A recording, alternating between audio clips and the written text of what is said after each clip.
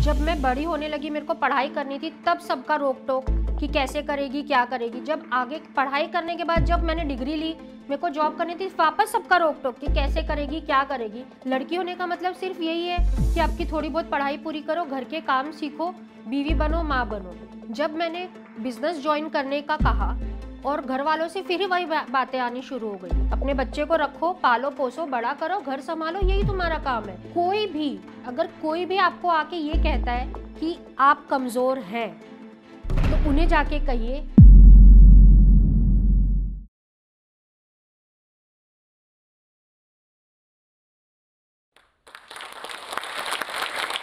हर नई शुरुआत थोड़ा डराती है, हर नई शुरुआत थोड़ा डराती है, पर यकीन मानिए सफलता मुश्किलों के पार ही नजर आती है। मैं Shruti Gupta Tibrewal, founder director of baby bup. ये एक होम ग्रोन कंपनी है। मेरी ज़िंदगी की कहानी इन्हीं कुछ लाइनों से शुरू होती है। मेरा बॉर्न एक टिपिकल मारवाड़ी फैमिली में हुआ था। मारवाड़ी फैमिली की एक ज़बरदस्त खासियत है जो शायद सब लोग नहीं जानते होंगे, वो ये है कि बाकी लोगों की तरह फैमिली में आपके डिसीजन के अंदर आपकी फैमिली का इन्वॉल्वमेंट होता ही होता है, पर मारवाड़ी फैमिली में आपकी फैमिली के अलावा बाहर वालों का, जैसे आपके आस पड़ोस, आपके दूर के रिलेटिव, आपके जो भी आपसे डायरेक्टली इनडायरेक्टली रिलेटेड हो, उन सभी का इन्वॉल्वमेंट होता है, चाहे वो जो भी डिसीजन हो। फॉर एग्जाम्पल, जब मैं छोटी थी और मुझे आगे की पढ़ाई अपनी पूरी करनी थी और एक अच्छी कॉलेज से जाके डिग्री लेनी थी, जब ये इच्छा मैंने अपने घर वालों के सामने जाहिर की, तो घर वालों के अलावा बाकी लोगों की राय मशवरा डिसीजन आना लग गया कि लड़की है, बाहर जाके कैसे पढ़ेगी, अकेली कैसे रहेगी। क्या आपको नहीं लगता कि सिर्फ मैं एक लड़की हूँ इसलिए मैं बाहर नहीं जा सकती, या मैं आगे की पढ़ाई नहीं कर सकती, या डिग्री नहीं ले सकती? लड़की होने का मतलब सिर्फ यही है कि आपकी थोड़ी बहुत पढ़ाई पूरी करो, घर के काम सीखो, बीवी बनो, माँ बनो और अपना घर संभालो। ये सोच हमेशा से मुझे खटकती थी। जब जब मेरे सामने ये सोच आई, तब तब मेरे दिमाग में खटकन आई कि ऐसा क्यों, एक लड़की के साथ ऐसा क्यों। फिर जब ये चीज़ें मैंने अपनी मम्मी को समझाई और उन्होंने मेरी बात समझी और उन्होंने ये सारी चीज़ें मेरे पापा को समझाई कि इसे बाहर जाना चाहिए और इसे अपनी आगे की पढ़ाई करनी चाहिए क्योंकि इसका मन है और ये कर सकती है, इसमें वो क्षमता है, तो मेरे पापा ने और मम्मी ने मुझे आगे की पढ़ाई के लिए बाहर भेजा, बाहर वालों के कुछ भी बोलने के अलावा। जब मैं बाहर गई, मैंने अपनी पढ़ाई पूरी की, मेरी लाइफ में एक नया फेज़ आया जहाँ मुझे लगा कि हाँ, अब मेरे पास डिग्री आ गई है, अब मैं कहीं पे जाके कोई अच्छा जॉब कर सकती हूँ, खुद के पैरों पे खड़ी हो सकती हूँ। ज़रूरी नहीं है कि अब मेरे को घर ही पे रहना है या घर का काम सीखना है। जब ये वापस सेम चीज़ जब मैंने अपने घर वालों के सामने कही कि हाँ, अब मुझे जॉब करनी है, मेरी पढ़ाई पूरी हो गई, ये रही मेरी डिग्री, अब आगे आप मुझे परमिशन दो या अलाउ करो कि मैं एक जॉब करना चाहती हूँ अच्छी जगह पे।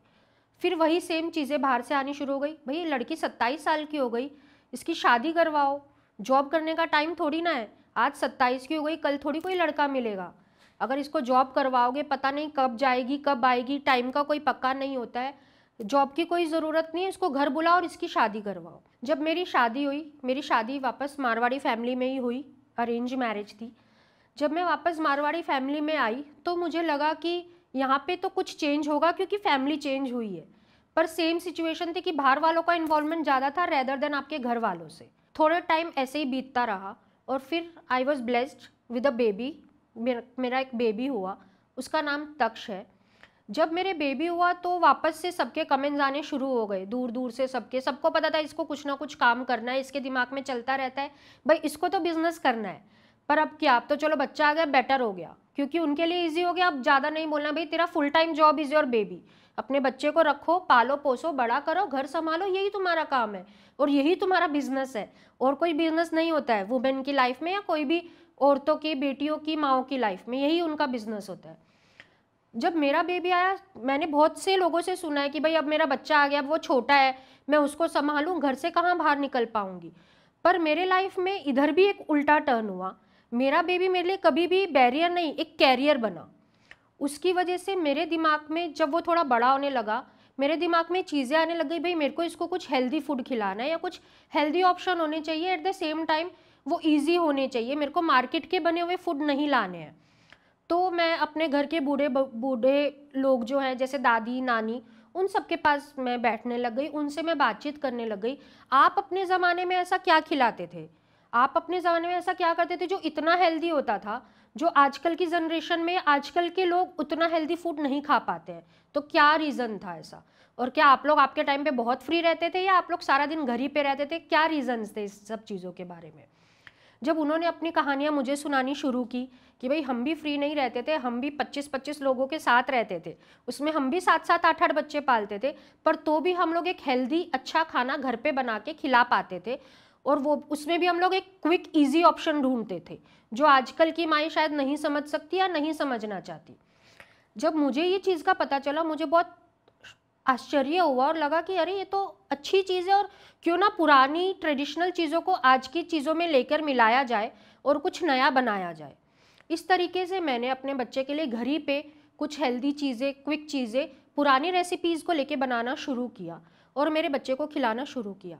इससे धीरे धीरे मेरे फ्रेंड्स, जो कि हमारे सर्कल वाले, सोशल वाले, आसपास वाले, उन्होंने पूछा भाई तेरे लड़के की ग्रोथ या तेरे बच्चे की ग्रोथ इतनी अच्छी कैसे है, तू ऐसा क्या खिलाती पिलाती है उसको? तब मैंने उन्हें कहा कि दादी नानियों की रेसिपी है जो कि मैं बनाती हूँ घर पे और उसे खिलाती हूँ। मेरे कुछ फ्रेंड्स ने मुझे कहा भाई हमसे ये नहीं हो पाएगा, तू हमें बना के दे, हम भी ट्राई करेंगे हमारे बच्चों के ऊपर। जब उन्होंने ट्राई किया और उनका एक रिस्पॉन्स आया कि ये तो ज़बरदस्त चीज़ है, हमें नहीं पता था कि ऐसा भी कुछ होता है। जब ये रिस्पॉन्स आया तो वापस मेरे दिमाग की वो बिजनेस वूमेन जो इतने टाइम से शांत बैठी थी, वापस कहीं ना कहीं जागी। और फिर उसे लगा अरे इतने दिन से जो तू सोच रही थी तुझे बिजनेस करना है, बिजनेस करना है, बिजनेस करना है, क्यों ना इस चीज़ को अपना एक बिजनेस बनाया जाए। इसमें मैंने इन्वॉल्व किया मेरा भाई चिराग और भरत मेरे हस्बैंड को, और मैंने उनसे बैठ के सलाह मशवरा करना शुरू किया कि भाई क्यों ना ये चीज़ों को हम बना के एक ब्रांड बनाएं। कुछ मार्केटिंग मैं करूँगी, मेहनत मैं करूँगी, कुछ आप लोग मेरे को आइडिया दो, आप लोग मेरा साथ दो और इसको एक ब्रांड बना के चलते हैं। ये कंपनी मैंने अपने घर से शुरू की, घर से, किचन से, एक छोटे से घर के ओवन से मैंने शुरू की। कई बार ऐसा होता था कि पूरा दिन आपको घर में बहुत काम होता है। मैं भी एक माँ हूँ, बहू हूँ, मैं भी एक बेटी हूँ, मैं सब समझ सकती हूँ कि सब लोग बोलते हैं भाई कहाँ टाइम मिलता है औरतों को, कहाँ काम कर पाएंगे, कहाँ बिजनेस कर पाएंगे। मैं भी ऐसी हूँ, मेरे साथ भी सेम चीज़ें होती थी। पूरा पूरा दिन घर का काम करके, मेरे बच्चे को देखकर, घर का काम करके, मेरे हस्बैंड का काम करके, मेरे को ये होता था कि मेरे पास हाथ में कुछ ऑर्डर आया, जो मुझे प्रोसेस करना है, ये मेरी कंपनी, ये मेरा बिजनेस है, ये मेरे को बड़ा करना है। उसके लिए ऐसा होता था कि रात को 12 बज गए, घर का काम खत्म हुआ, 12 बज गए, सब कोई सो गए, अब मेरा टाइम मेरे लिए शुरू हुआ है। अब मैं रात को, कितनी बार ऐसा होता था कि मैं किचन में रात को 12 बजे गई हूँ, मैंने किचन की लाइटें ऑन की है और अपना वापस सामान बनाना शुरू किया है। 12 बजे से लेके सुबह 5 बजे तक मैंने बेबी बॉब का सामान बनाया है। 5 बजे जाके सोती थी, फिर वापस वही नॉर्मल रूटीन उठना और जो घर का आपका रोज़मर्रा का काम है वो काम करना। इस तरीके से मैंने कंपनी शुरू की कि शुरू में मेरे को ये ना सुनना पड़ जाए भाई तेरे काम की वजह से तूने घर छोड़ दिया, तूने अपना बच्चा छोड़ दिया है, तूने घर का काम छोड़ दिया। क्योंकि मैं ये बात समझ सकती हूँ, आज कोई भी औरत अगर बाहर निकल के काम करना चाहती है, उसके दिमाग में यही चीज़ें चलती है, घर वालों को क्या जवाब देंगे, घर कैसे हैंडल करेंगे। मुझे ऐसे लगता है ये सब मिथ सिर्फ दिमाग में है, मुझे ऐसा लगता है। क्योंकि अगर अपन चाहें तो कभी भी कुछ भी काम कर सकते हैं, यही एक खूबी होती है हर औरत के अंदर, क्योंकि वो एक मल्टीटास्किंग होती है। अब मेन मुश्किल शुरू हुई। अब चलो मैंने रात को जग के सामान बना लिया, मैंने कंपनी बना ली, अब इसको मार्केट में जाके बेचूं कैसे। मेरे फ्रेंड्स थे जो मुझे ऑर्डर दे रहे थे, मेरे कुछ जान पहचान वाले थे मुझे ऑर्डर दे रहे थे, पर सिर्फ उधर तक तो मेरे को अपनी कंपनी सीमित नहीं रखनी थी। तो मैं सोचने लग गई, ध्रुव से, चिराग से, भरत से, सबसे मैं डिस्कस करने लग गई कि कैसे इसको मैं आगे लेके जाऊं। जब हम डिस्कस करने लग गए तो हमारे हाथ में एक ज़बरदस्त चीज़ लगी, जो कि आप सब लोग अपनी रोज़ की लाइफ में हज़ारों बार यूज़ करते हो, वो है व्हाट्सएप। व्हाट्सएप एक बहुत छोटी सी चीज़ लोगों को लगती है कि भाई चैट है, फॉरवर्ड आया है, भेज दो, फोटोज़ भेज दो, बातचीत कर लो। पर ये व्हाट्सएप ने मेरी ज़िंदगी पूरी तरीके से टर्न कर दी। कैसे टर्न कर दी? मैंने धीरे धीरे व्हाट्सएप पे किचन से फ़ोटो खींच के, जो सामान बना रही हूँ उसकी फ़ोटो खींच के, छोटी छोटी रेसिपीज़ लेके अपने ग्रुप में फॉरवर्ड करनी शुरू की। अपने ग्रुप वालों को रिक्वेस्ट करना शुरू किया, उनके व्हाट्सएप पे जो ग्रुप बने वो लोग उस पर फॉरवर्ड करें, ताकि लोगों को पता चले इस टाइप से भी कुछ होता है, या इस टाइप का भी कोई सामान है जो कि घर पे बना के एक ब्रांड बनाए और जो कि बच्चों के लिए इतना हेल्दी और इतना न्यूट्रिशियस है कि लोग उसे ऑर्डर करना शुरू करें। जब मेरा बेबी हुआ, मेरा एक छोटा सा सोशल ग्रुप बना सूरत में, वो ग्रुप मेरा व्हाट्सएप पे जब धीरे धीरे बड़ा होने लगा, मैंने उस ग्रुप पे जाके व्हाट्सएप के थ्रू मैसेजेस भेजने शुरू किए। और मुझे नहीं पता था कि व्हाट्सएप जो कि एक चैट का या मस्ती का या वीडियो भेजने का जरिया है, वो आज एक बिजनेस के लिए इतना ज़बरदस्त टर्न लेकर दे सकता है। और व्हाट्सएप से आने शुरू हुए मेरे ऑर्डर्स आने शुरू हुए। पहले हम मोबाइल हाथ में लेके यूँ बैठे रहते थे, अरे आज ऑर्डर आएगा व्हाट्सएप पे, आज मैसेज आएगा, किसी का तो मैसेज आएगा, उनको डिलीवरी चाहिए। हम बैठे हैं, शाम हो गई, हाँ चलो एक ऑर्डर आ गया, एकदम खुश कि चलो एक ऑर्डर आ गया, आज हमें खुशी हो गई। इस तरीके से व्हाट्सएप से धीरे धीरे मेरा ग्राफ बढ़ने लगा। और व्हाट्सएप से मुझे 100, 200, 1000 इस तरीके से ऑर्डर आने शुरू हो गए। अभी तक में हम बेबी बप में पूरे इंडिया की 50,000 से ज़्यादा ऑर्डर्स प्रोसेस कर चुके हैं। आज मेरी कंपनी का टर्नओवर 36 लाख रुपए है, मायने रखता है। पर फिर भी आज भी मैं यही सुनती हूँ कि भाई क्या करती है, बिस्किट ही तो बनाती है, मिक्सेस ही बनाती है, उसमें क्या कर लोगे, क्या कमा लोगे या क्या कर लोगे, टाइम पास हो रहा होगा या टाइम पास कर रही होगी। आज भी अब आप सोच के देखिए, मेरी कहानी जो मैंने शुरू की थी, जब मैं बड़ी होने लगी, मेरे को पढ़ाई करनी थी, तब सबका रोक टोक कि कैसे करेगी, क्या करेगी। जब आगे पढ़ाई करने के बाद जब मैंने डिग्री ली, मेरे को जॉब करनी थी, वापस सबका रोक टोक कि कैसे करेगी, क्या करेगी।